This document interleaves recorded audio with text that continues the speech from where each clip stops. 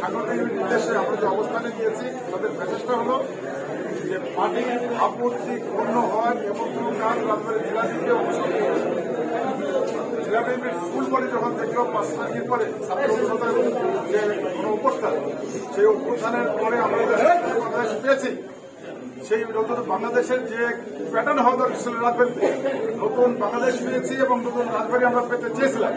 যখন দেখলাম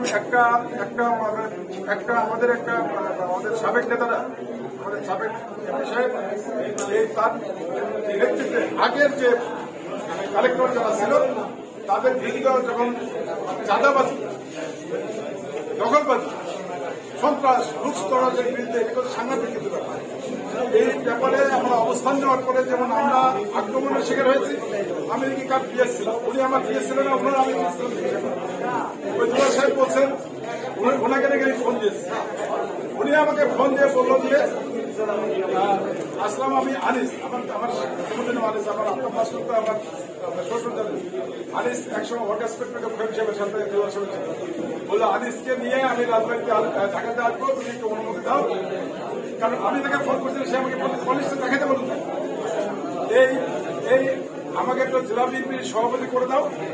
ওয়েব সাহেবের গোষ্ঠী কিভাবে মারা থাকে আমি বলতাম, তোমাকে কিভাবে এমপি করতে আমি রেকর্ড থাকে এই যে মিথ্যাচার করি কি কারণে আমরা যে ইস্যুটা নিয়ে সাংবাদিক ভাইদের সাথে যে ইস্যুটা নিয়ে কাজ করেছিলাম যে চাঁদাবাজি দখলবাজি সন্ত্রাস নৈরাজ্য আগুন খুন এই করে নেই এই ইস্যুটা খুবই সেন্সিটিভ ইস্যু থেকে এই ইস্যুতে হাত দেওয়া কিন্তু সত্যিকারের এই করার পরে জেলা বিএনপির আহ্বায়ক জেলা বিএনপির মেম্বার সেক্রেটারি আমি আমার পরিবার এবং সাংবাদিকের আক্রমণের শিকার হয়েছি।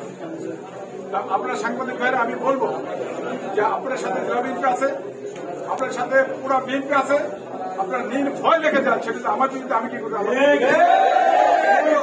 ব্যাপারে আমরা এ ব্যাপারে আপনারা রাজবাড়ী জেলা বিএনপি আপনাদের পাশে থাকবে। থ্যাংক ইউ সবাইকে।